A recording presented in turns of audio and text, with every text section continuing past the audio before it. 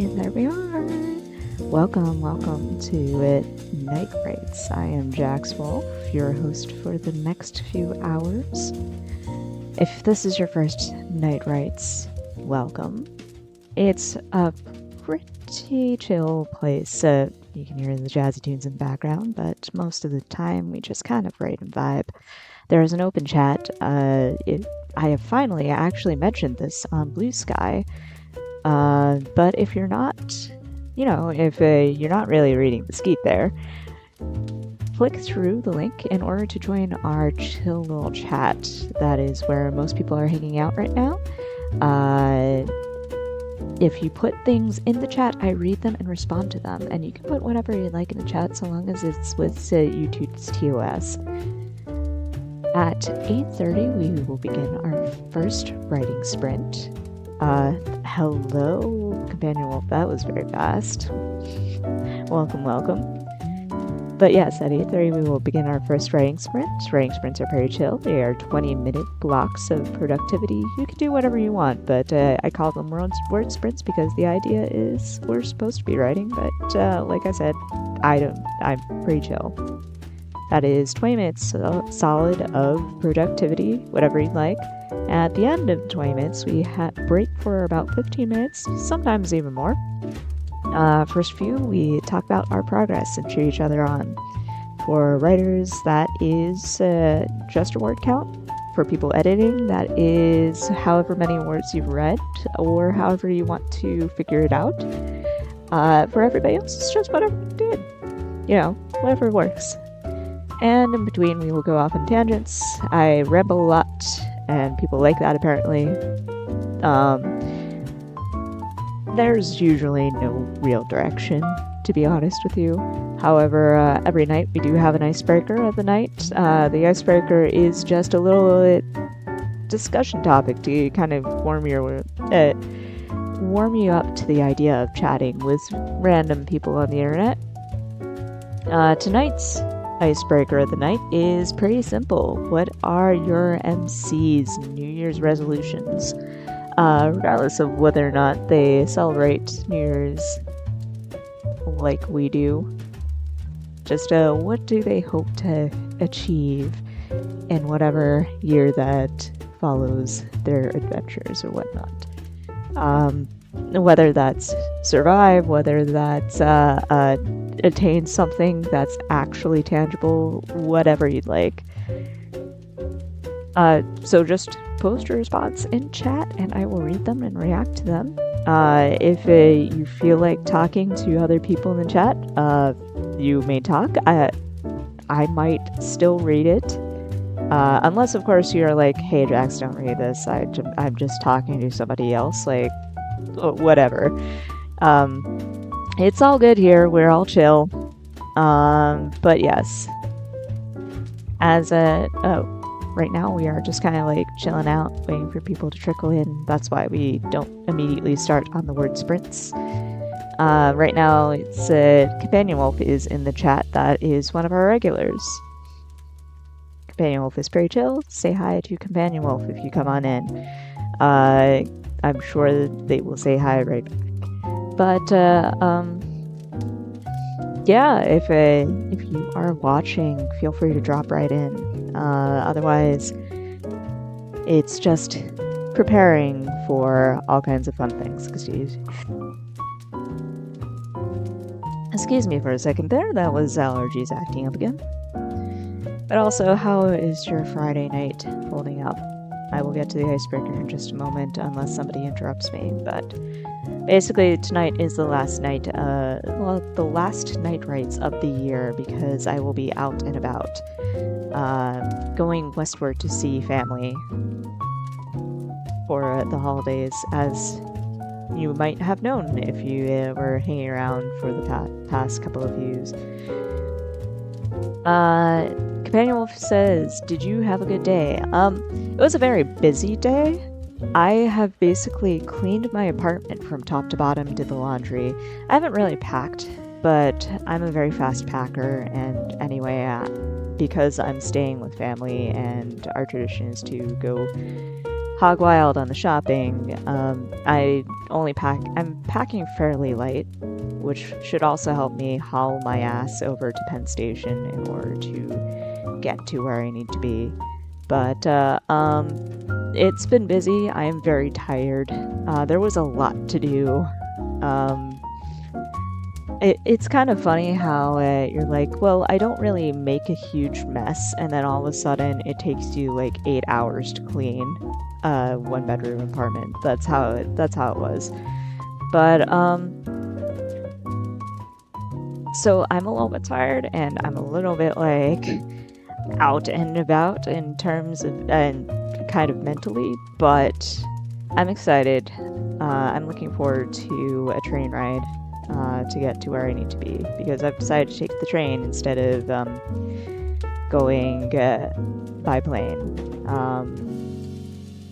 First off, because I personally, I don't mind taking planes, but airports in general are very stressful. Like, they are just always messy this time of year, and if you've ever been to like JFK or LaGuardia, even like, actually Newark isn't that bad either. Like, I've been to Newark. Right, it just like a little bit of background info, but New York City is actually serviced by 3 major airports, not just 2. There's also like the Westchester County Airport, but nobody flies out of there. But the 3 major airports, there are the 2 that most people think of as New York, which is JFK and LaGuardia. And then there's one in Newark, New Jersey. And the one in Newark, New Jersey, people make fun of it because it's like super convoluted. It's not. It's actually super fucking nice. There's like an upscale mall in there. Like, there's like bars up and down every terminal. There are places to hang out. It's really nice in there. I've only flown out of there once, because honestly, it is actually a bitch and a half to get to. But, so that one's nice. But JFK and LaGuardia, like, they try. LaGuardia is very infamous for being kind of whole. JFK has okay security, but like it's still kind of like anxiety inducing to get through. I would say that JFK is nicer, but LaGuardia is cheaper. That's how that goes. But all in all, it's like, it's all just like hell to deal with. And no matter where you are, like, even if you're fucking living in Queens, where both of those airports are, like, it will still take you like at least half an hour minimum to get to the fucking airport. Like, it's actually kind of funny. Like, when I lived with my ex, I was living in Forest Hills Rego Park, the border between those 2 neighborhoods. And that's like, you go on to the parkway and you're like there in 15 minutes. But if you're actually going there, half an hour, easily. But, so obviously I'm a New Yorker, so I don't have a car. So that rules out driving. Not that I would anyway, because driving sucks. But that leaves the train, which leaves out Penn Station, which is also kind of a bitch and a half to get to, because that's like smack in the middle of Manhattan. So it's like wrestling your stuff onto whatever mode of transportation that you want to use to get there, whether that's the bus, as New Jersey folks have to take, or the pass, which is the alternative, or Metro North, LIRR, subway. It's like all hauling your shit onto public transportation, and then dragging all of that to Penn Station, because Penn Station, for some fucking reason, is only serviced by like a handful of subway lines. So it's an adventure. My plan is basically to take public transportation in and get off and at 42nd and just walk, which is fun. But like, you can also Uber, but that's like $40. But anyway, the main point is like it's going to be fun to figure out getting there,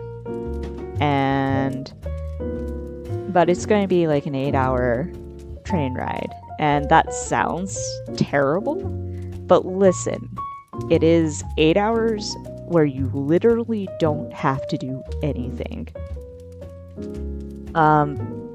Yes, Amtrak has Wi-Fi, but I'm planning on not turning on a computer while I'm on the train. Like, like the first couple of hours until at least Philadelphia, I'm gonna fucking sleep. And then after that, I'm probably going to handwrite the entirety of chapter 17, maybe 18. We'll see. But yeah, that is the plan for tomorrow. It's going to be, I have to make the train by 10:15, I think. It rolls out 10:15, so I would have to get there maybe, I'd say 8:30-ish, maybe. Let me actually, it would be a good idea if I actually looked up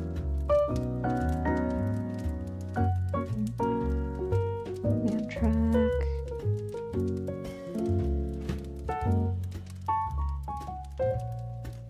It's the that's 15. That's the wrong mailbox. But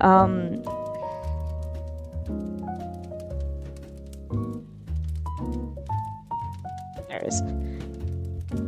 Oh, 10:52. So that's not bad. So it's leaving 10:52. So I'll probably have to be there like 10 o'clock, which is overshooting it, I know, but that's me being super paranoid.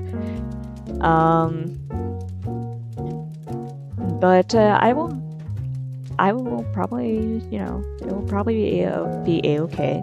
I know of a nice bagel place in the vicinity. I'll leave the apartment early and go get some authentic New York breakfast and then enjoy a train ride, essentially. But yeah, how was everybody else's Friday? That was a long ramble. Reynos has also joined the chat. Hi, Jax and Nathaniel. Reynos here. Airport. Companion says, airport my enemy. Agreed. Like, I mean, like I said, I don't mind taking the plane. Like, I am very much a traveler. I like wandering. Whenever I pay down the debts my shitty ex has left me, I am hoping to start traveling again. But, like, no matter where you go or who you are, airports are always stress-inducing. I don't know how they manage to do it, but like even the nice ones, like I was in North Carolina once for reasons. It was a connecting flight. They had like rocking chairs in there, and like there was a food court with a row of rocking chairs at the edge right by these massive windows that looked out onto the tarmac and a nice little field on the other side. It was very beautiful and looked very relaxing, especially since there was like very calming music. No, it was still fucking anxiety inducing. Like I was like booking it and I didn't even need to be. But yeah, Reyna says, I hate the US airport security. Everybody does. They stole my brownies by sampling them for checks when I had to hand my carry due to fragility. Companion Wolf says, rude of them. Reno says, they were food wrapped sealed by the shop I bought them. They were food wrapped sealed by the shop I bought them from, so they're not weed really. Yeah, yeah, sometimes you'll have like TSA abusing authority to do shit like that. Like, if they're actually commercially sealed, then there's no reason to go into that, but what can you say? Airport security is like that. They are... I know this is going to sound like a defense, but it's not. They are human beings, and unfortunately, what that means is that human beings aren't like they're not necessarily going to do the right thing 100% of the time, let's just say. But yeah, I don't think anybody really likes airport security. Like, I have actually managed to get a little bit of a hack going, because my ex had also been a world traveler, and he talked me into getting global clear, which means that I had to go through an application process, and they have my fingerprints on file, they have a headshot on file, and things like that. And what that means is I've basically already gone through security, no matter what flight I'm taking. So I get to go to a special line that skips all of that. It's like pre-check, only a little bit more advanced. And it does cost extra. I was actually making money whenever I got it, and it's good for a few years. But honestly, before I met my ex, I was also in pre-check. And honestly, it does reduce the stress if you do pre-check, or if you do pre-check, clear, whatever, just like skip any of that, go through all those steps and get through the vetting process so that beforehand, so that you never have to like go through that. But even then, it's sort of like, it's stress inducing. Like, I remember this one time I was in Orlando, I was presenting my boarding pass, and this security woman who was like,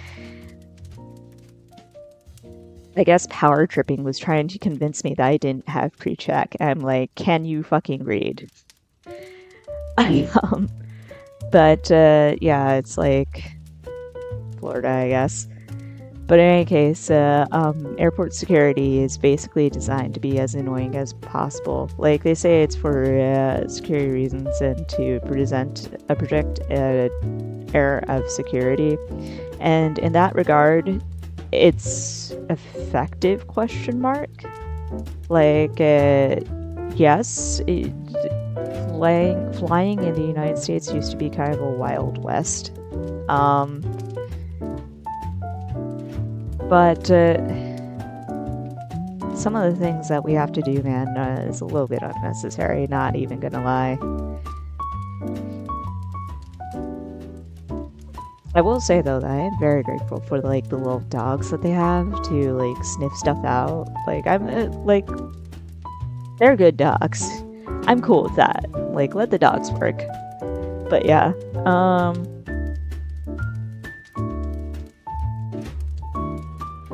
yeah, it also says good luck with the early train. Thank you. Companion Wolf says train sounds whimsical. I highly recommend taking the train whenever possible. Like, it is a little bit pricey. It's less expensive than it's less expensive than an airplane. And it will certainly get you to where you need to go in far more time than you would ever need. Like, it is not viable in its current state to go cross-country, for example, unless you're willing to spend a week to do it. But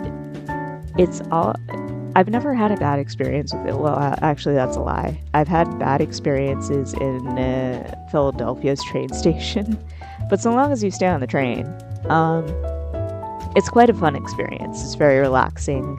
You get to chill in very comfortable seats. It's usually cleaner than a Greyhound, at least. So I highly recommend people taking it at least once. And Rune, hello! Welcome to the last stream of the year. Rios also says happy last stream. Yes, happy last stream, everybody. Excuse me. Companion Wolf says, oh, TSA clear. Yeah, I know that. I get pre-check, I think, plus they let me go first a lot, because I'm visually disabled, carrying white cane, and even still stress. Visibly, there we go, visibly disabled. I mean, Personally, I thought you were actually specifying like visually impaired, so it works both ways. But yeah, I will say this: they're pretty good, at least if you have disabilities, as far as I know. Like, I've heard a couple of horror stories about people who have tried to navigate the entire process of taking a wheelchair through security. But all in all, like, they're trained to not be ableist for the most part. And for the most part, they're not ableist. Luckily, that is the only positive thing I will say. But, yeah. I have been rambling about traveling this entire time, and I have not let anybody do the icebreaker of the night. It is already 8:28, but then again, we've also started late. I was just so tired, I was just kind of like, I needed a moment to vibe. But, yeah, for those who have just come in, the icebreaker of the night is, what are your MC's New Year's resolutions? We can do that real quick, and then we can start preparing for our first sprint of the night. If anybody wants to do it. Like, it's kind of like a weaker subject than last night's, I know. But, let's just say I didn't pre-plan. But in any case, and also feel free to talk about your Fridays too. Like, these past 20 minutes have gone by so fast while I was explaining the fucking airport system in the airport situation in New York City. But yeah, feel free to like chatter a little bit.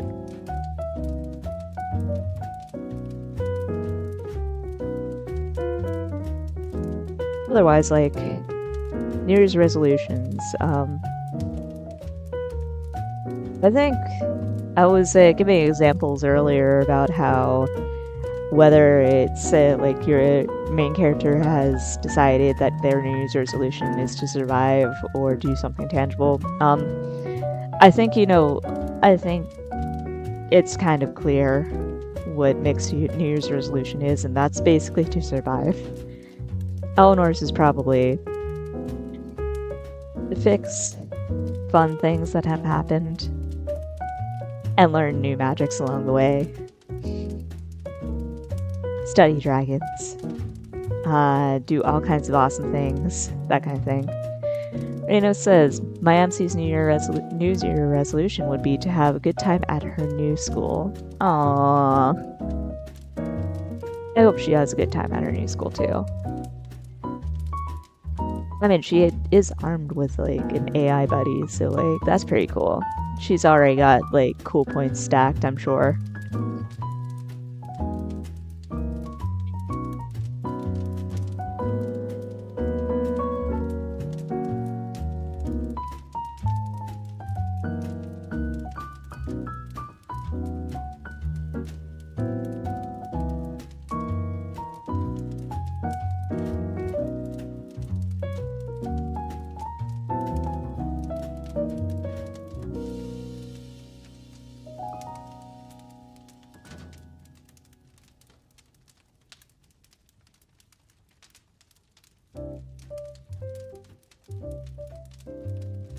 Nick, hello, welcome to the chat.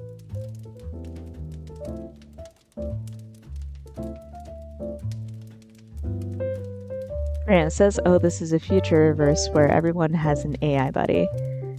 But still, hers is a magical girl, that's cool points. Chobit style, also still.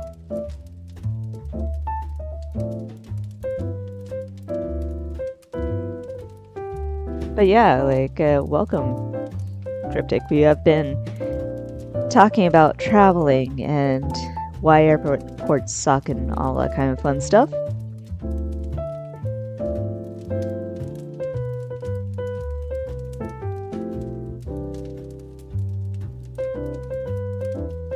There we go.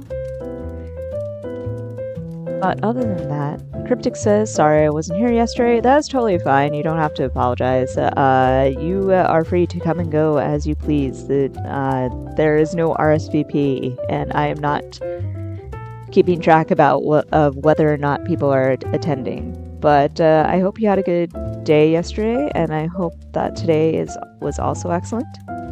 Companion Wolf says, still a different me. Still working on different writing stuff. But I guess my MCs want to A, do a good job but don't die, MC1, and B, figure out the circumstance of their existence, MC2.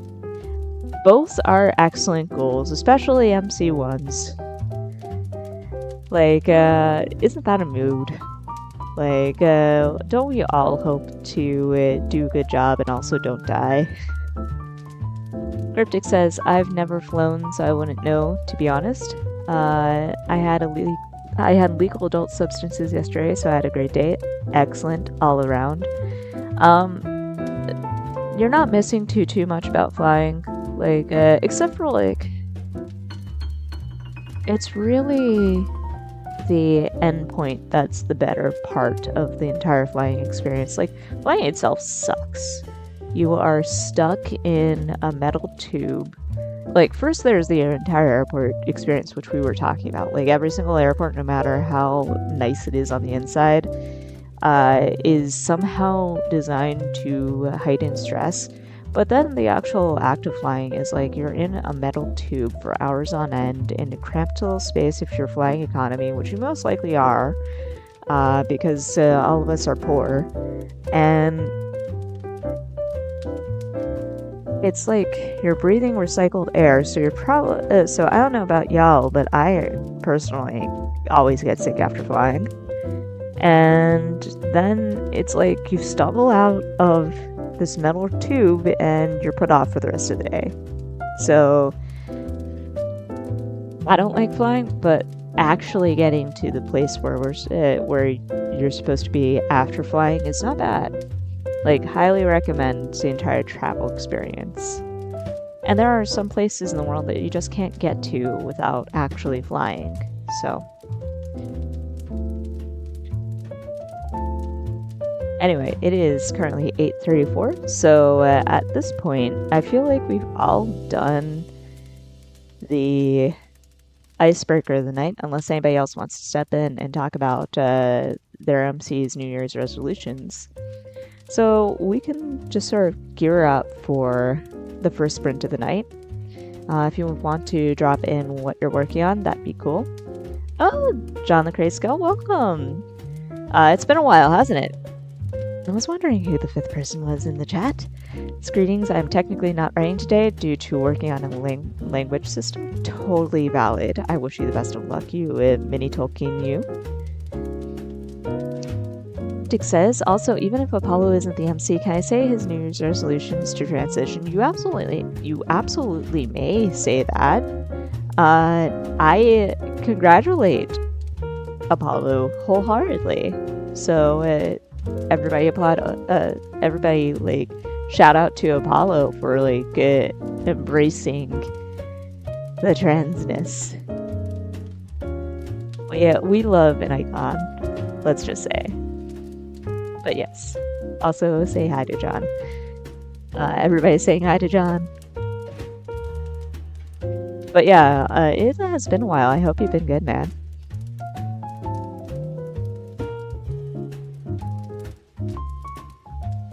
But yeah, feel free to talk about what y'all are still working on. I am still transcribing. I have quite a few bits of pages to transcribe.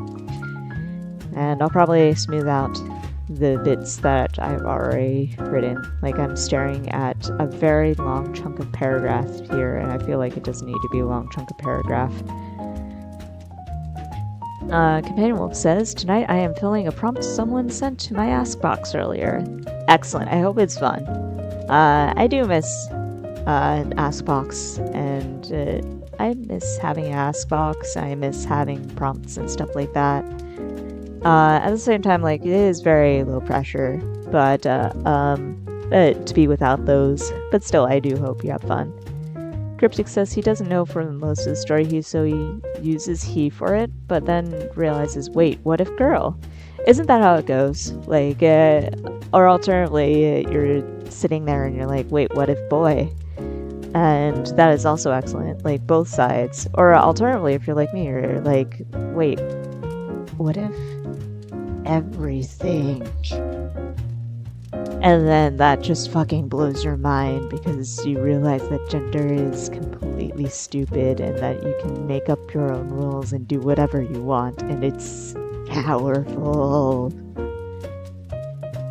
Anyway.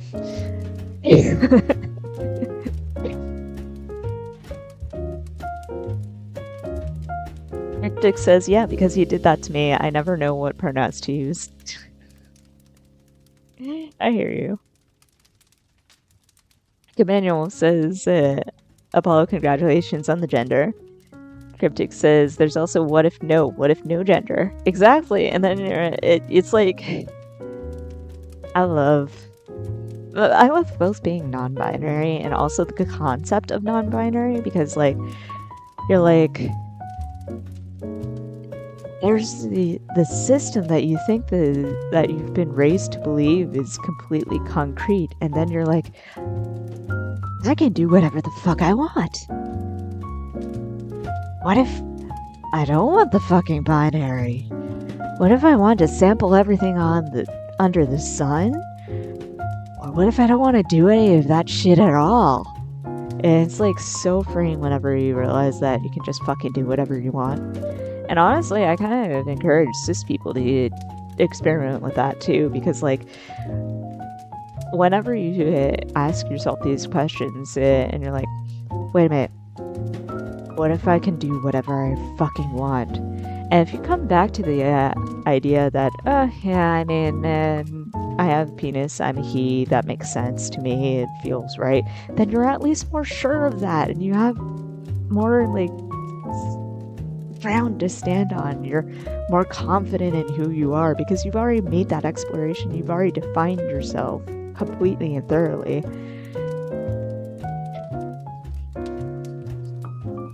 But yeah, gender. Cryptic says, me being the person who goes around collecting people's unwanted genders to attach to myself. And that is the beauty of being non-binary. It's great. It's great. I love it. But yeah, I also kind of hear you about characters who are like, I'm just gonna do... Turns out that I'm not the gender you thought I was. That's only happened a handful of times with me. Like, I think the most hilarious and famous example that you've seen me go through, and I know that you've seen me go through this because it was the early days of Always the Bridesmaid, whenever I was like, I have this non-binary librarian, and their name is Constantinople, and Constantinople was like, fuck you, I'm a dude. And it's like, even, that's why I also kind of say cis people should also experiment with their gender, because like, then you have like the solid footing. And with characters, yeah, you have like characters who have hilariously solid footings. Like another a trans example is actually also like Kira, who is like Kira has always been a she, but at one point, like, Kira just popped up and she was like, by the way, I still have a penis. And I was like, oh, okay. But I love those little moments because, like, first off, it's like the characters are just taking their stuff and running with it, and it feels a little bit more organic. But also, it's sort of like you're getting to know your characters in so many different ways. And I always applaud it when I see somebody else go through that, because it's always fun. So I applaud Apollo for sure. And I applaud Apollo's gender. I applaud anybody who also has their own Apollo and with gender attached. John the Grey Skull says, "Let me say hi in Technofara Kenneth."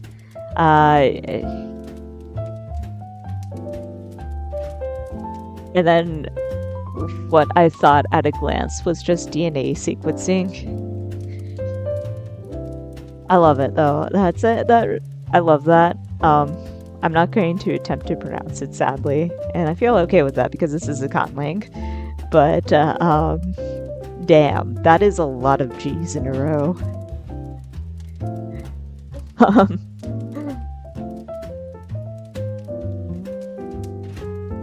See, this is what you miss if you don't actually click the link, Blue Sky people. You should click the link and join our chat, because shenanigans happen, and I don't always read the shenanigans. But in any case, right, it is currently 8:43. We should definitely begin our first sprint in just a second. So if you're working on something, get to that dock, as you know. Take a deep breath. Warm up your little fingers. Your fingies, as Dylan Hollis might say. Be Dylan Hollis.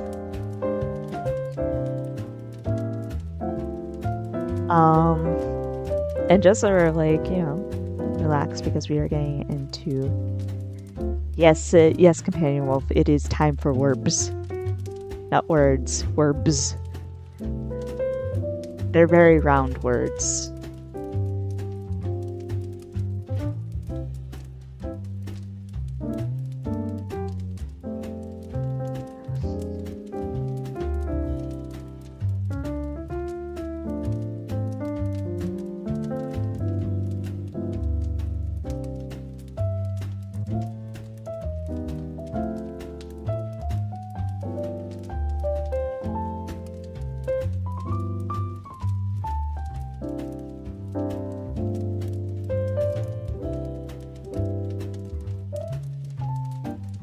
John the Grey Skull says the language is not meant to be spoken, it's meant to be to keep none Farkens from listening in. So in other words, it's good that I didn't read that out loud. I will accept that. Thank you.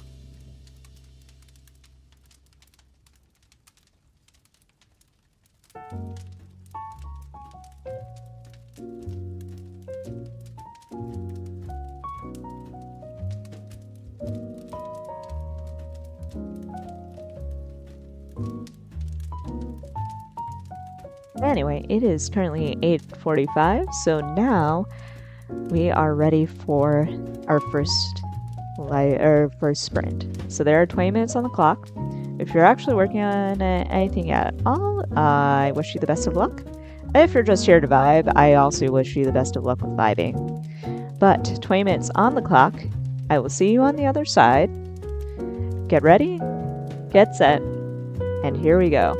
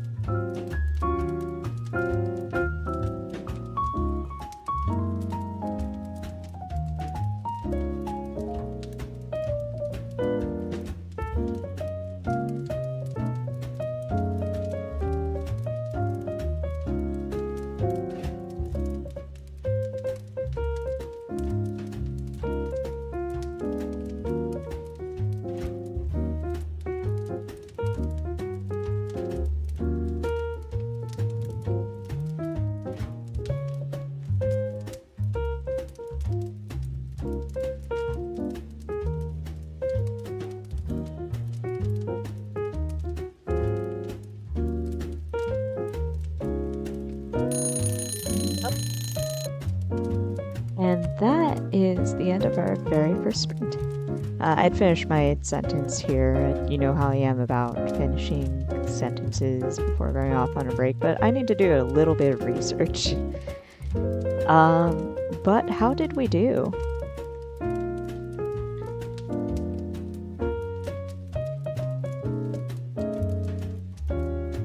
I had put down 501 words, so that's not bad for a very first sprint of transcribing. We still have quite a ways to go. I think this is 1, 2, 3 more pages. Jax Wolff says 467, which is not bad for you, for sure. That is definitely a good start. Raina says 1 page of journal for me. Excellent. Cryptic says, I learned the TF2 comics updated, which is fair. Happy Friday, by the way. Yeah, and I know that you haven't really worked on your works in progress on these streams, so if you want to vibe, you are totally welcome to just vibe.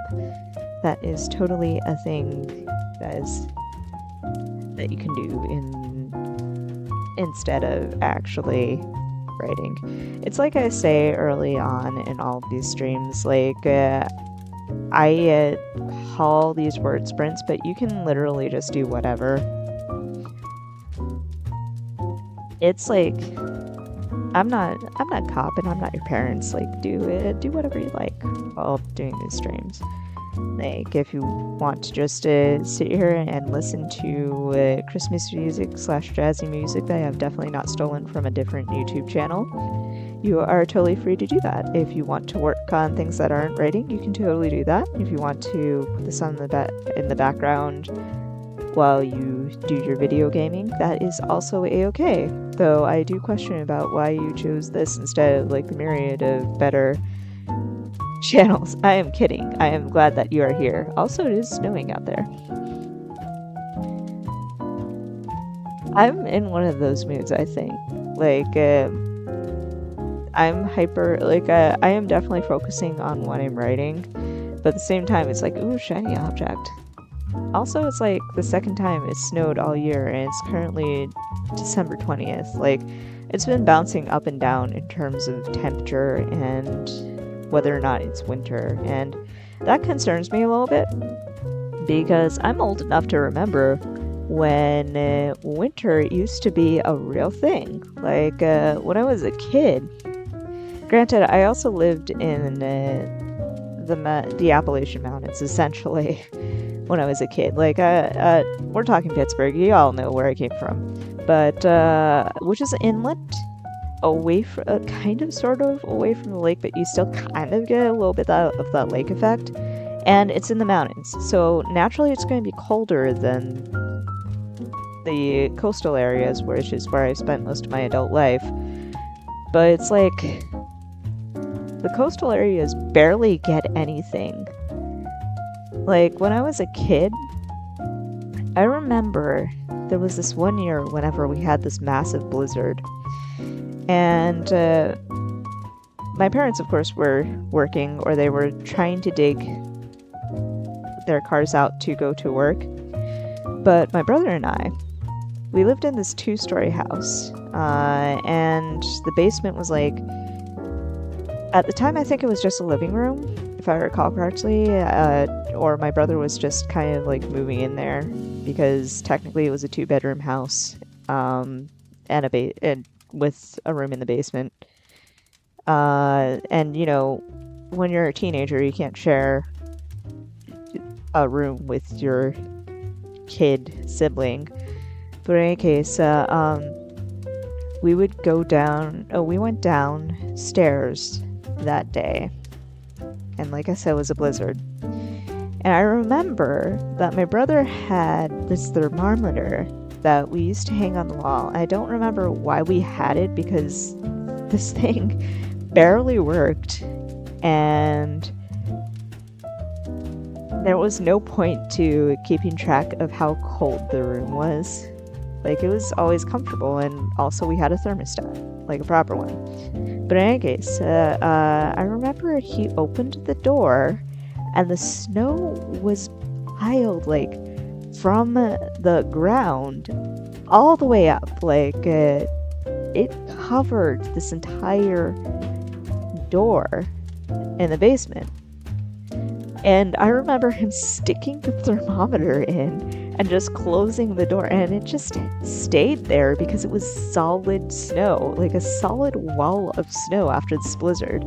And like now it's like I'm a little bit spoiled because I remember those were how winters used to be. Like you would have snow, you would be able to go out there, you could go sled riding in your backyard, could build snow people. It was a good old time. But I also remember that the older that I got, the less snow that you saw on the ground. Like I remember you would still get snow up there. There would definitely be snow days.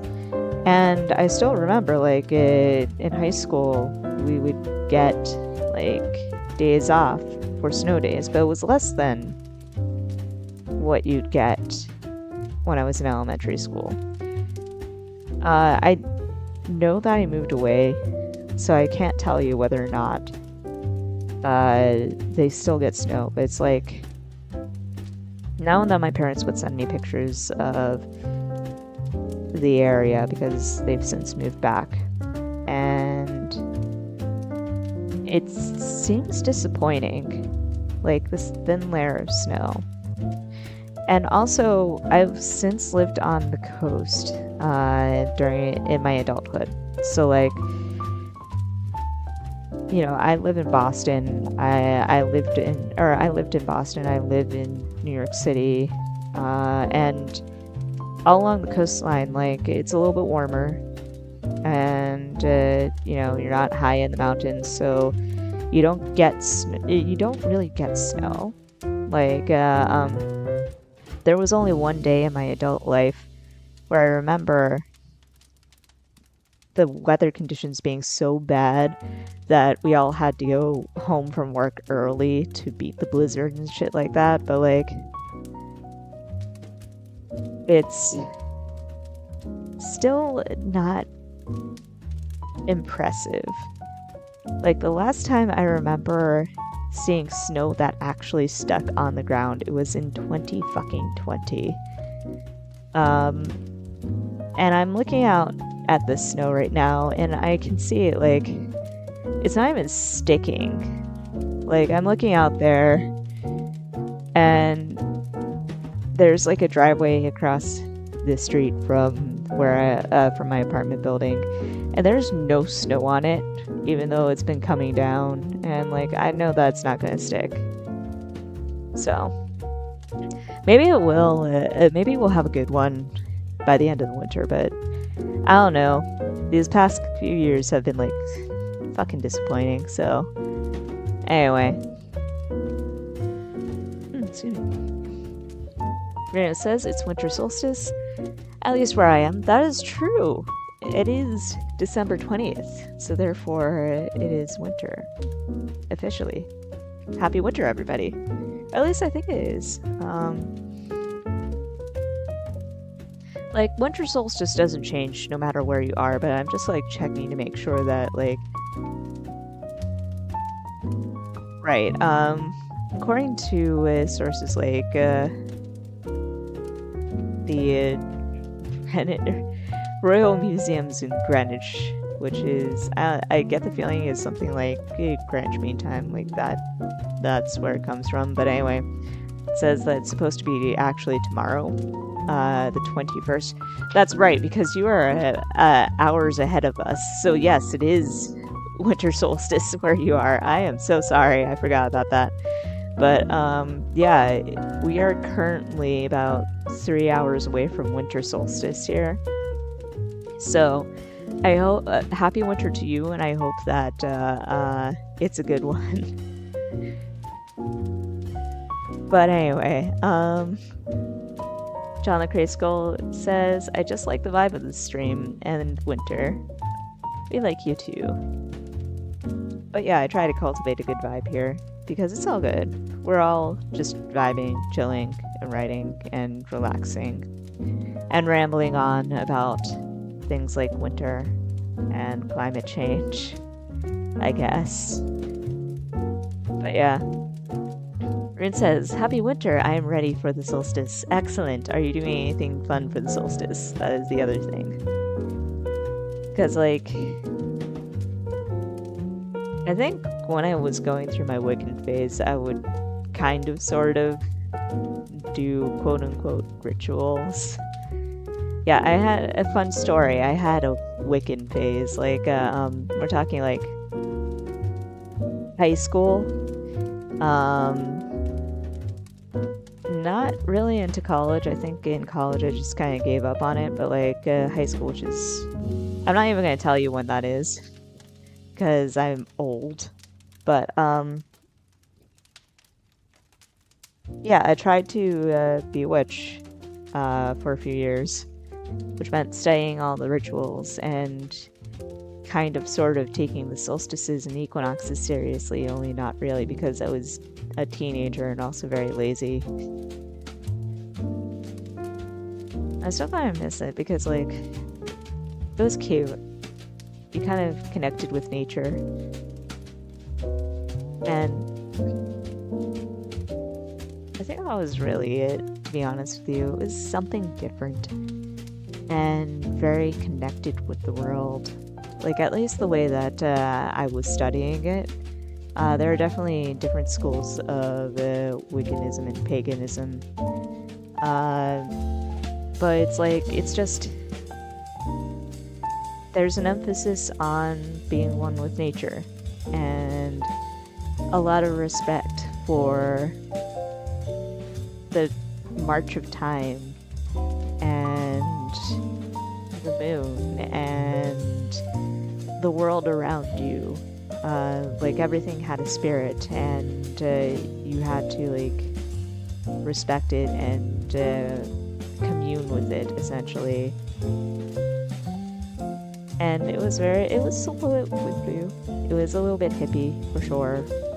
Except not hippie because it wasn't like free love and weed. It was more like, you like to pretend that you were on Buffy the Vampire Slayer. And also,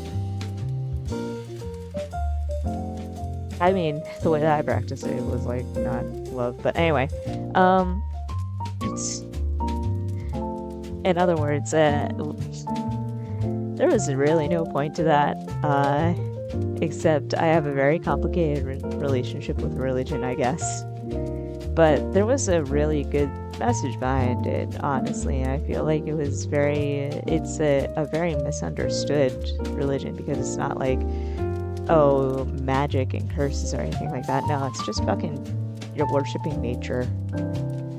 You're meditating a lot. You are kind of honoring the holiness of and the light of the world around you. Like, literally, the only spell that I remember is that you made holy water by sticking a bowl of water in a beam of moonlight. And I swear to God, this is a real thing, too, that I read in one of the books I was studying. But basically, it was like, it was supposed to absorb the holy light of the moon. And I was like, that is so cool that they respect the moon and nature like that. But anyway, Raiden says, I had glutinous rice balls, a Chinese tradition. Excellent. Those are so tasty. Like, yeah, I'm so glad that you were able to enjoy that, or at least I hope it was good for you, because like, there's nothing worse than having to force yourself through a tradition involving food that you just do not like. Although, I think we just have something like that. Like, every year for 8 days, we have to eat cardboard. So, I hope that it was that the glutinous rice ball was more fun than that. But anyway, John the Grey Skull says, I skirted around the entire pagan phase and went and just converted to Taoism due to the fact that you can kind of but not really be a god. That's fair. And that's really what's fun about religion too. Like, it's a little bit like gender, I think, only it's like the entire thing about it I was saying about gender and how freeing it was to just realize that you're able to write your own rules and do whatever you want. Religion's in a way that's very similar, because the entire thing is that you never really have straight answers about anything that you're following. So like, you follow what makes most sense to you. And yeah, there are a lot of religions out there that are not, well, a lot of facets to religion, and maybe actual religions that aren't really great, like evangelicalism, however you pronounce that. Like, I know how you pronounce it. It's just like, is it really like evangelion? Like, I had that moment. But the way that American Evangelion, that would be terrible. American evangelicalism is wherein it elevates what I kind of feel are just false gods onto a platform. Like false images of Jesus who promotes wealth and elitism over actual love. That kind of thing is like, that's the antithesis of what religion is supposed to do, which is to essentially define how you put into words what you feel makes sense about your world. So like, it's the entire concept of religion is that it's supposed to work for you, not be your entire person, essentially. It is supposed to guide you, yes, but it's also like, all it is just a description of how you navigate the world, what your viewpoints about things outside of yourself are, and the way the universe works. So like, God is essentially just whatever you believe is,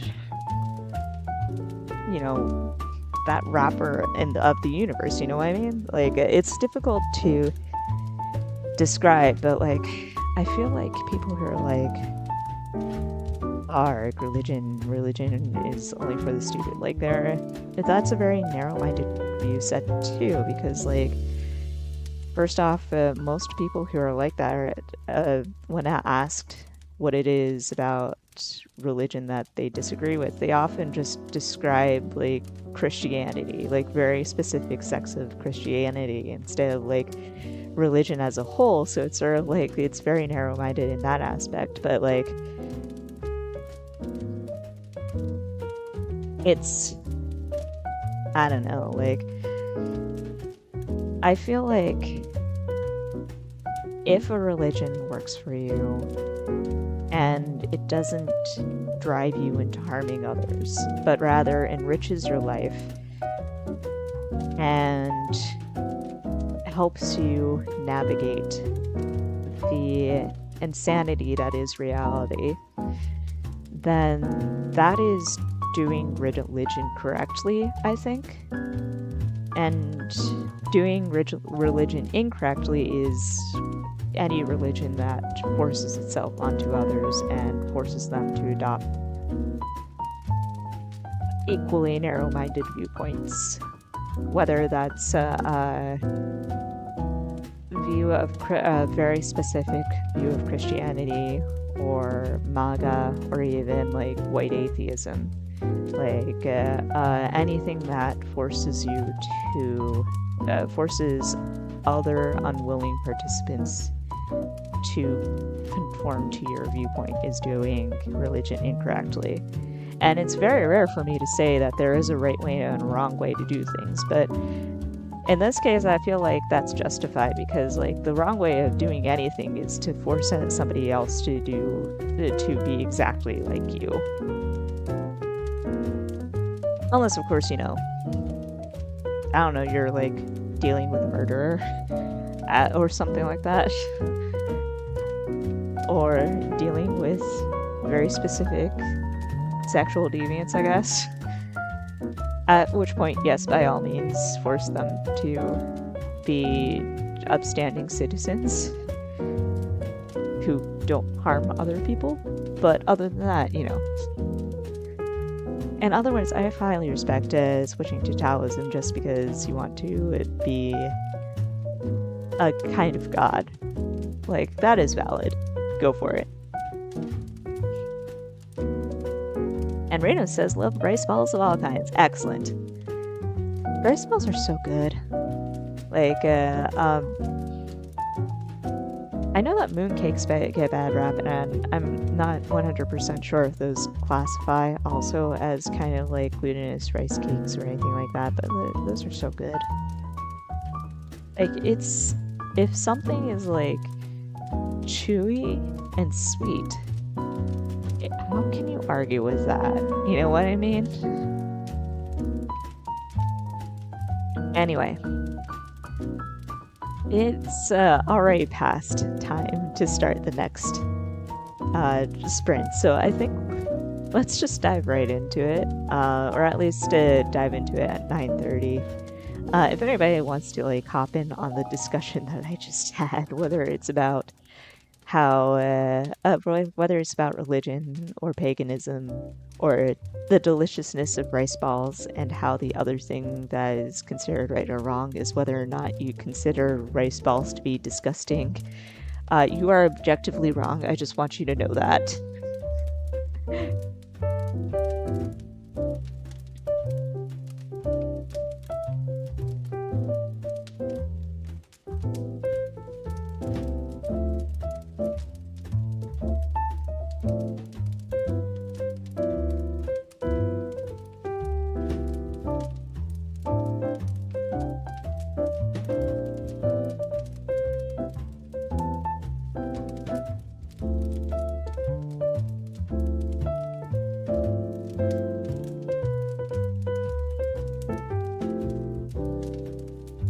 I feel like we've already heard this song, but like I'm too lazy to go and find another Christmas jazz compilation because you have no idea how long it took me to find this one. You would think that something like Christmas jazz music would be an easy thing to type into YouTube and get, but the thing is, like, you type that in and you get like generic jazz music slapped over vague cafe sounds, all of which was slapped over like an AI generated image of a cafe with Christmas decorations. And I'm like, no, that is not what I want. But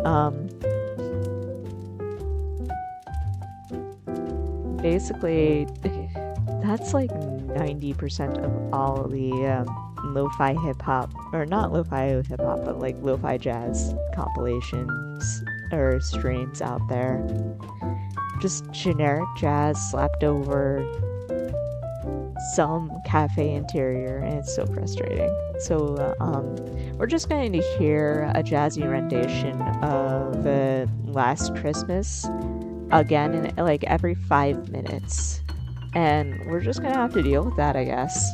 I'm so sorry. Either that or this is the longest fucking jazz cover of Last Christmas in existence. I can't tell which.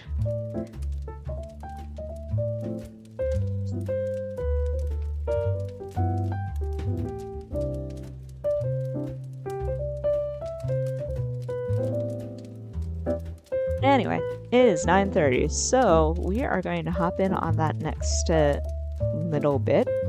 So if you're on your docks, if you've navigated away from your docks, get back on your docks, shake out those hands, because it is 20 minutes on the clock. I'll see you on the other side, my dudes. So get ready, get set, and go.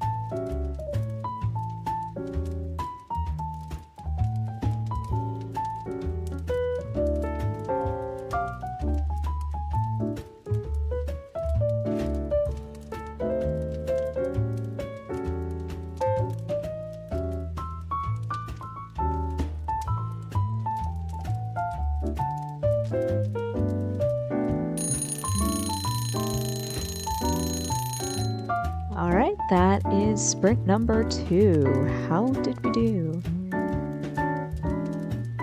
I admit that I kind of slacked off a little bit. 369 words this time around. To be fair, I only have a little bit more to transcribe, first off.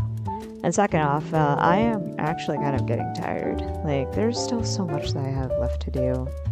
Like, after I finish up here, I'm going to have to get up, throw together the stuff that I'm packing, do the dishes, and then if I have enough energy, I'll say hi to the FC. If I don't, then I'm going to crash. Like, straight to bed and rest. Because it has been a very long day. Companion says 526 words. Pause to check the baseball timeline on the wiki to adhere to canon somewhat. Haha.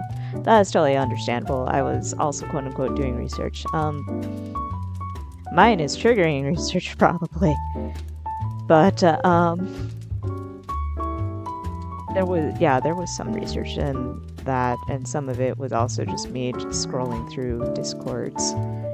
But yeah, Reno says, or Rune says, doing some world building and outlining, so I only got around 150 words. Not bad though. Let's see. Did you do anything for the last? I can't remember actually. But if that was the first bit that you've done tonight, that is definitely good progress for sure. Reno says, I was reading and replying to beta comments, so only 45 new words that aren't replies to comments. That is fair. Although, if you were editing, you can totally count however many words that you read. I always like saying that, but I know that not everybody, that some people or when I suggested this to them, they would be like, well, that's kind of cheating. And I understand that too. Both sides are valid, in other words. Rena says, sounds like you have a longer day tomorrow. Yeah. Like, I mean, like I said, I was looking over the schedule too. It's more than 8 hours of train time. But some of that is going to be spent sleeping. And I think at least a little bit is going to be spent seeing what constitutes as food on a train, because I've never actually eaten in the cafe cars on an Amtrak train before, so that's going to be exciting. It doesn't take much to please me and to impress me and to catch my attention, but like, I do just kind of want to sit for hours on end and watch the world go by on a train and nap a little bit and pick away at chapter 17 Like, I'm also hoping that I can slam out the last little bit of chapter. It's just like a tiny little bit that I need to do that I haven't written. But we'll see if I can do it. I'm almost at the end of this one page. And then it's a half a page of writing after that. I think I'd be able to do it in one last sprint. Just like slam out the end of the chapter. But then again, I have been trying to get this chapter ended for weeks now. So we'll see. But, yeah, I just, today was very much a pain in the ass because it like, whenever I'd feel like I was close to done with cleaning the apartment, there was something else that I needed to do, you know? And some of it is, like, my doing, some of it is sort of like, why is the, stove covered in weird stuff? I don't cook with oil all that often, and I don't. I also don't spill that much, and yet that needs scrubbing. Like, the floors need to be done, the bathroom needs to be cleaned, every surface in the kitchen needs to be cleaned because this building has a bug problem. It's just been fun, and I just feel so tired, and there's so much left to do, and God, I hate everything. But anyway, negativity aside, I will get through it, and then tomorrow I'll be able to sleep, both before I disembark and on the train. Now I'm looking forward to it. I need sleep. Rune says, this is the start, and yes, I was proud of the words. Things are flowing a little more smoothly right now. That is excellent to hear. I'm glad things are moving smoothly. May they continue to move smoothly for the last sprint of the night. John the Grey Skull says, Excel is being a bit of an a-hole, but it's kind of working. Long string of letters, me. I assume that's, the conlang way of saying fuck me. Oh, that is funny as hell. Gotta love whenever your characters are just like butts. Both to you and to the other characters. But yeah, I'm also glad that it's kind of working. So that's definitely a good sign for sure. Companion Wolf says, train food, train food.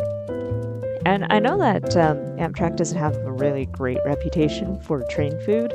Looking over the menu, it is very expensive train food, but I don't know, like, it's a new experience, really, and that's really the biggest thing. Like, that's what makes life fun, just finding new ways to experience things and just going for it. And I don't know, like, it always strikes me as funny whenever people are like, they wouldn't expect me to be like that, but like, in my view, you should try everything at least once, because then you can figure out whether or not you like it or whether or not you want to do it again. Sometimes you might find out that you really like to do something, but I've always been like that. Like, it's like you jump in feet first and you try something new, and if you don't like it, you move on to the next thing. And honestly, that's gotten me through a lot of my adulthood, that philosophy, and I don't regret it. Like, the only mistakes I've ever made was like trusting the wrong people, essentially. But other than that, like, I prefer going out and experimenting, exploring, looking for those new and fun experiences than just sort of sitting at home and doing nothing, because I used to be like that too, and it was never fun.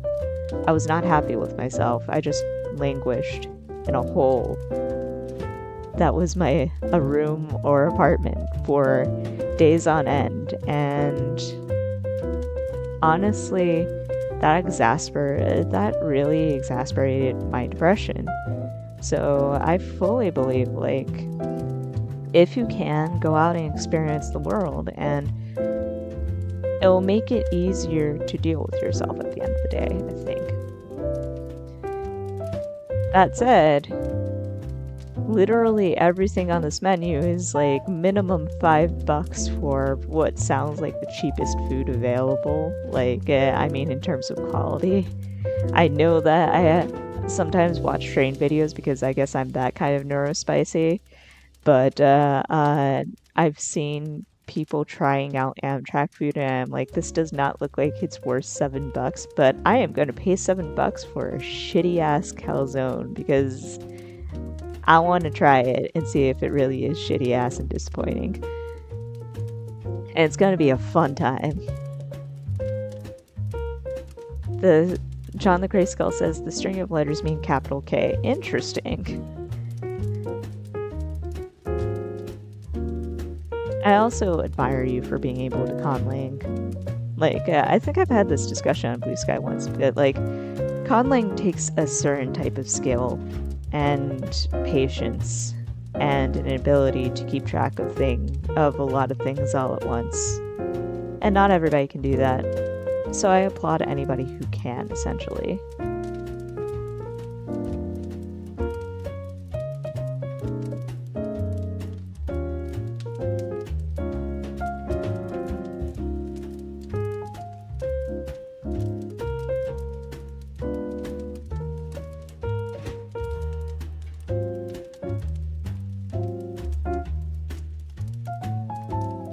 Dick says, gotta go feed the cats. See y'all in a minute. Feed those cats. Make them happy, for sure.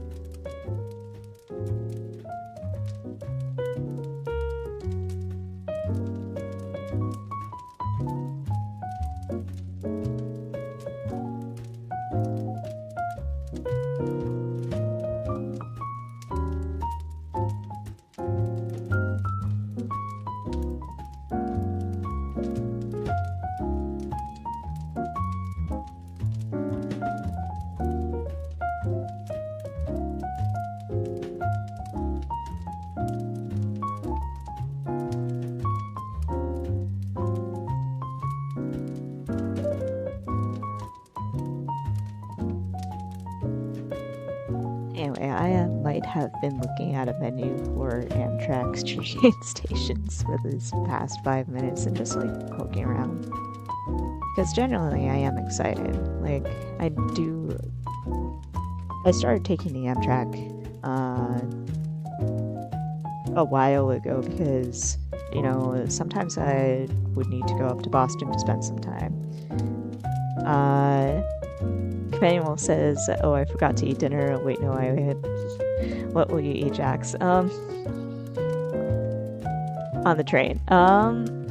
So they have a couple of options, and I will probably decide when I get there. And part of me is almost like, also, I'm bringing a carry-on bag, and I'm like, do I want to leave it behind? Like, do they let you take it to the cafe car? Like, do I leave it behind? That kind of thing. So it's like logistics that I am planning ahead. But like, they have a pretty nice looking menu. Like, let me read off some of the hot selections. Like, deluxe stromboli with Italian sausage, pepperoni, onions, peppers, 3 cheeses, a vegan barbecue burger, Angus cheeseburger. I will probably decide when I get there, as I usually do. But most likely it'll be like something cute and light for lunch. All of this is like $7.25 to $7.50, by the way, which actually, now that I think about it, is inexpensive compared to the average meal in New York City. Like, it is disgusting how much food costs in New York. But in any case, like, I'm also like looking at the prices for like bottled water is $2.25. So like that, it's a balance. But they also have like good restaurants at Penn Station, a lot of which are really good. So I might take something to go. I'll figure it out. But it's like, I'm just excited. Like I said, I've been taking the Amtrak for back and forth between New York and Boston for a while. Because the Acela is fantastic, and it is a lot, like, twice as expensive as a Greyhound, but definitely take the Amtrak over the Greyhound. I've taken the Greyhound too, and it's like, don't do that. Don't ever do that. Like, it's absolutely miserable on a Greyhound. But the Amtrak is really nice. This is going to be a longer trip, as I said. Between New York and Boston, it's only about 4 hours, and I just mentioned that it's going to be 8+ hours from this trip to get back to my hometown. But, you know, it's always really relaxing. You don't have to do anything, like I keep on saying. You just sit back, you relax, you watch the scenery go by, you nap a little bit, you snack a little bit, you do work, and nobody bothers you for hours on end. And it's so nice and fun. And honestly, like, I need any kind of break. It's been a rough while. This is going to be the first vacation that I've taken since 2019.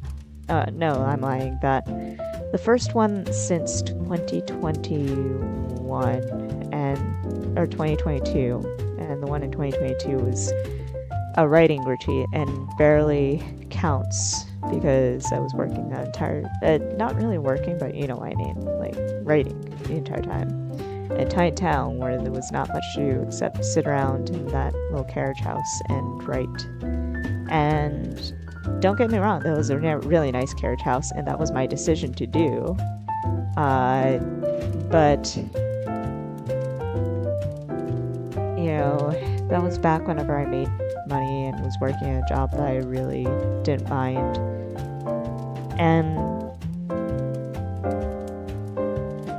a couple of years is a long time to go without breaks of any kind, and nearly immediately after that break, or after that vacation, it's been non-stop. Like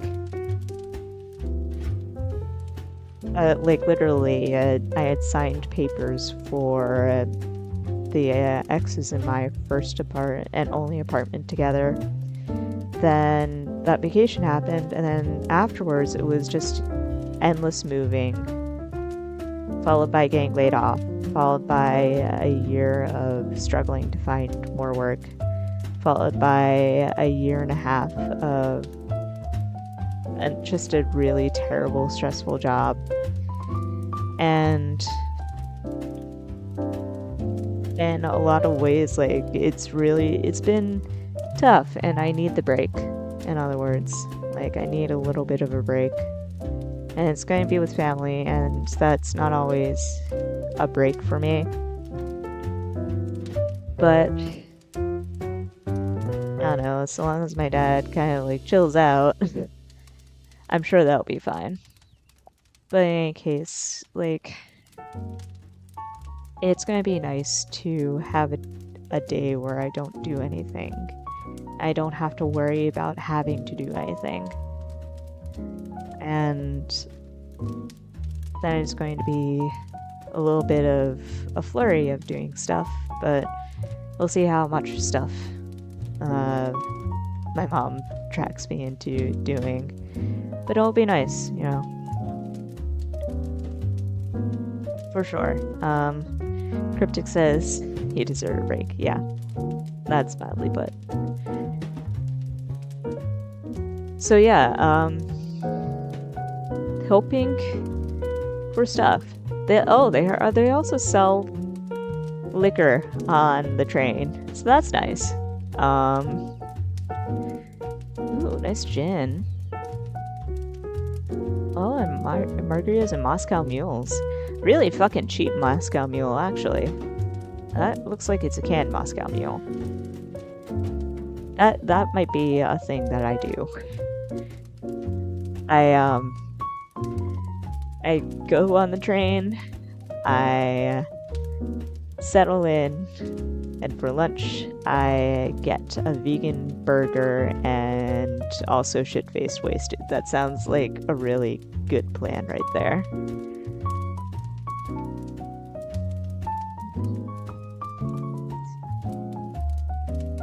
But anyway, it is currently... Also, welcome back, Cryptic. How are the cats?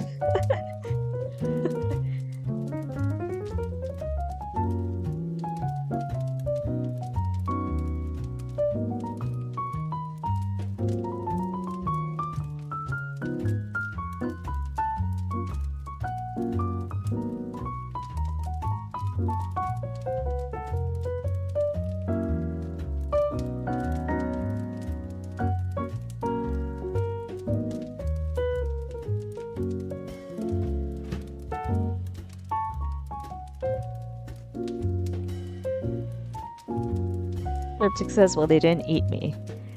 Now, we don't know that. You could be one of your cats typing this right now with your tiny little adorable paws and like a muzzle covered in blood.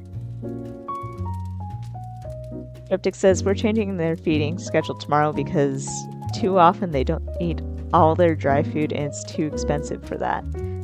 That's fair, but also they're definitely going to eat you after that. So I wish you the best of luck. That having been said, it is currently 10:12. What do we say about our last sprint at 10:15? Also, why the fuck are M&M's, Twix, Snickers, or Skittles $3 on this goddamn train? Anyway, Cryptic says wet, not dry. That is super weird, because I thought cats really liked wet food and devoured it. But now I understand, because wet food is fucking expensive. Cryptic says they eat their dry like they've never been fed in their lives. Your cats are, outside of every norm that I've ever heard of, to be honest with you. But also they're adorable. Clearly. Companion Wolf says, expensive train candy, what the fuck, right? Like, this had better be like a family-size Snickers if it's $3 fucking bucks. Especially since, like, the Hippies, which are the vegan chickpea puffs, those are like $3. Those are fucking cheap. Also, Haribo gummy bears are $2.50, and that's no. No, why is that? Cryptic says, our cats are weird. They also say, Marmee is orange, but Toast has no excuse. On the other hand, like, Is Toast a black cat? Because I've heard things about black cats also being fun and weird.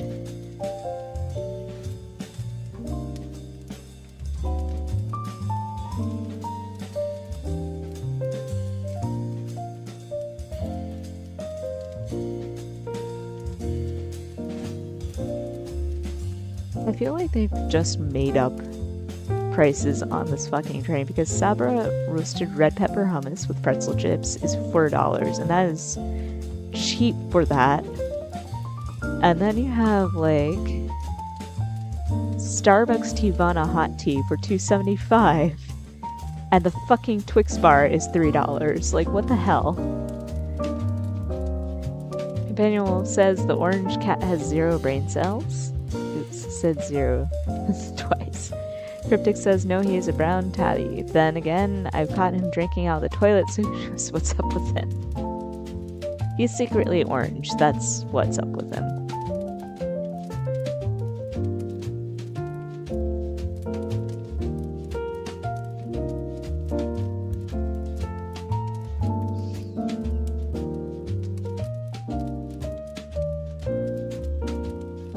Anyway, it is 10:15.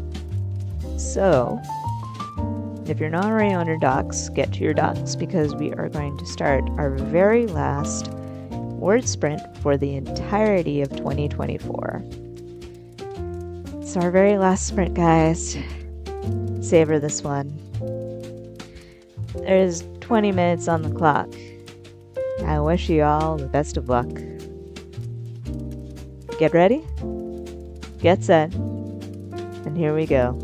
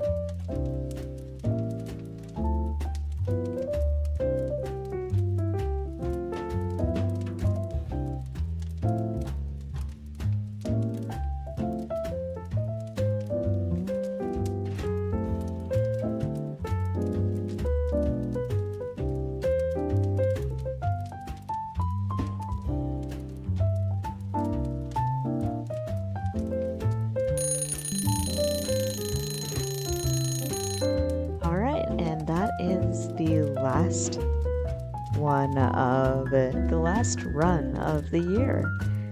How did we do?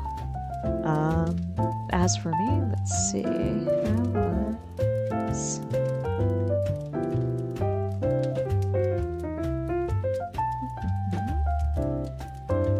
310 plus an additional 199, so that is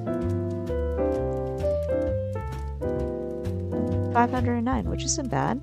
Also means I've also successfully completed chapter 16 at long last after weeks and weeks of working. So it's now just like smoothing over chapter 17. You can see me rearranging bits of the next couple of outlines. It's literally, we have 2 chapters. I will show you. 2 chapters, one of which is less of a chapter than I was anticipating. It's supposed to be the conversation where Eleanor starts to piece things together, and then a little bit of prep work. And unfortunately, the downside is I don't know if you can see, but the word count we're standing at is 121. So unfortunately, I blew that, but I might be able to tweak things so that it's a little bit shorter. Cut some stuff. We'll see. But I think if it's under 130, I think it's fine. Hopefully. But I think in the new year we're going to be doing even heavier edits. I'm going to rearrange things, see if I can cut the manuscript down even more. And one way or another, we're going to get to something that's editable and beta readable by the end of January, hopefully. Fingers crossed.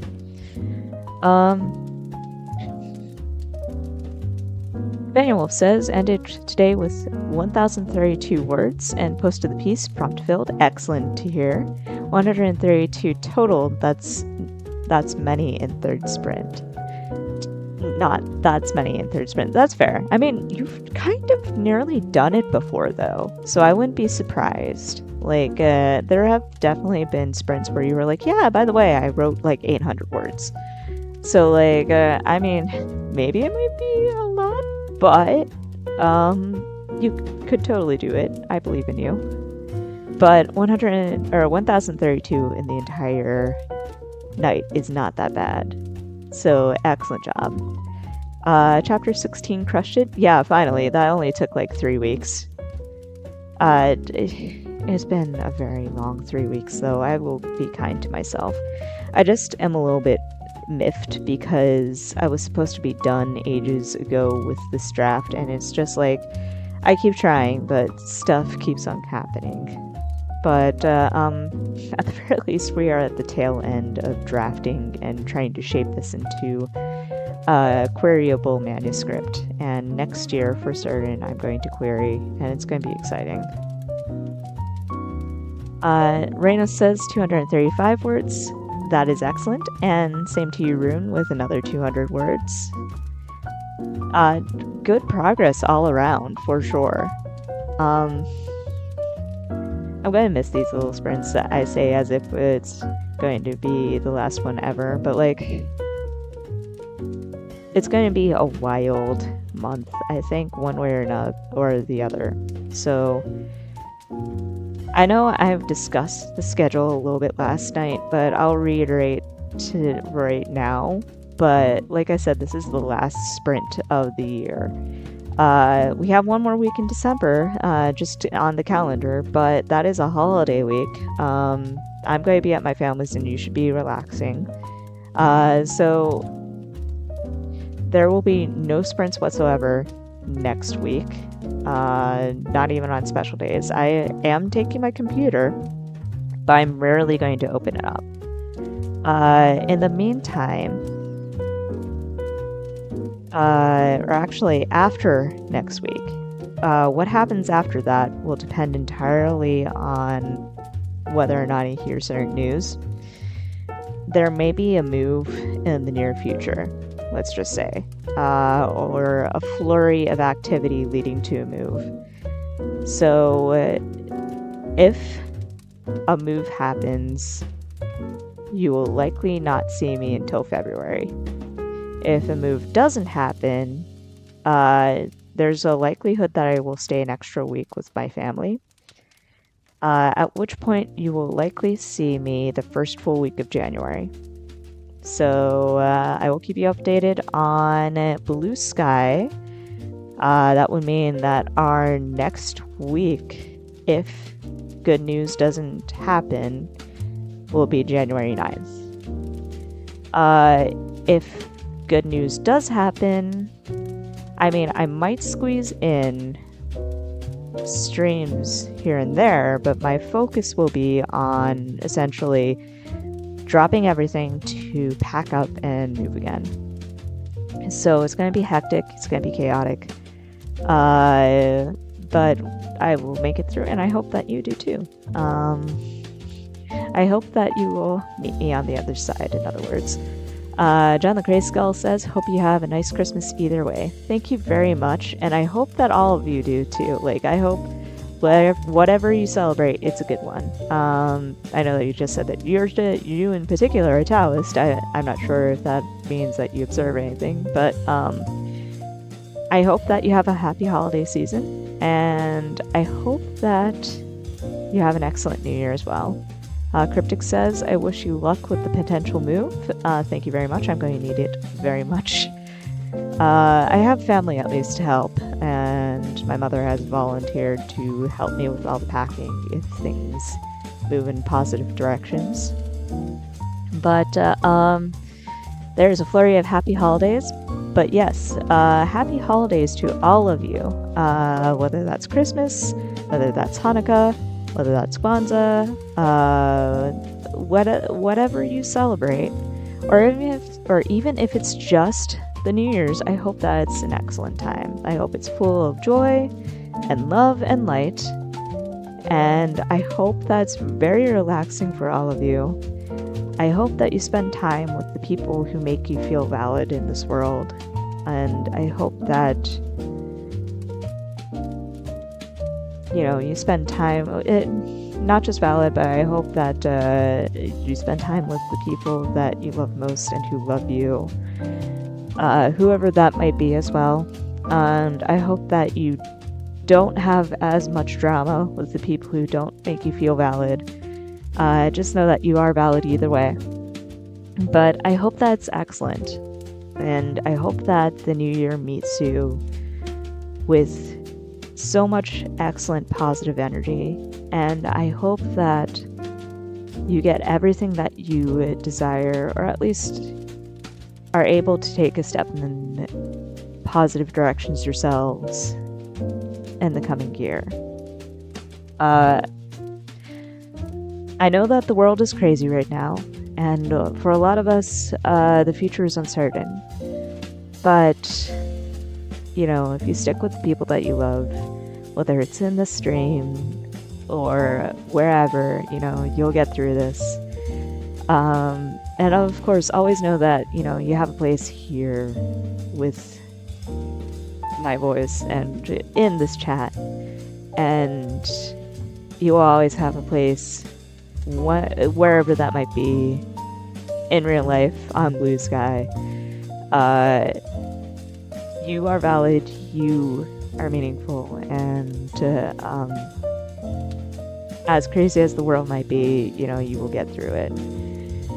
But That said, Rune says, Happy holidays, my dear Jax. I hope your new year brings you something to hold for the rest of the days. Thank you so much. Have hope. Companion Wolf says, have hope, help each other, don't give up. Exactly. But yeah, so ultimately, again, thank you so much for helping me make these streams happen. They're a lot of fun. I love hanging out with you guys, and I do feel like even though there are only like 5-6 names that regularly pop into the chat room, you know, it's great to be able to share something with just that small knot of people. Thank you for dropping in and supporting these streams and all the shenanigans that I throw at you, and thank you for being an awesome tiny little community. And I'm really looking forward to being able to do the next stream with you guys in the new year. But in the meantime, you know, like, take care of yourselves for sure.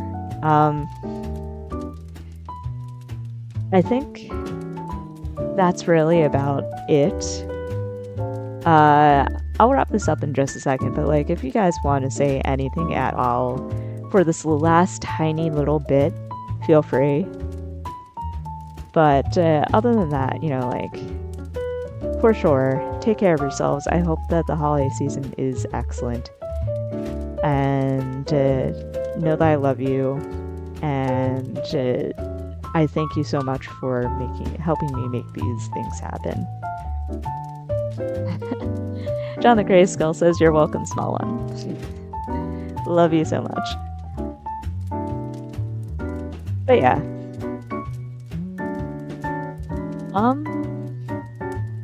If that's it, in that case, you know, Rune says, Victoria Jax, we will be waiting and know that we are always here. I'm like doing the heart gesture right now with you guys. Thank you so much. I adore you guys too, for sure. But yeah, if that's it, then I suppose, you know, this was a great stream too. Thank you again for coming. As always, thank you. And take care of yourselves going into the new year. And I will see you hopefully fairly soon. Keep an eye on Blue Sky and Discord for the next link drop. But in the meantime, for sure, just take it easy, my dudes. And happy holidays. Camille says, go and slay or slay. Both, for sure, both. Alright, good night, everybody.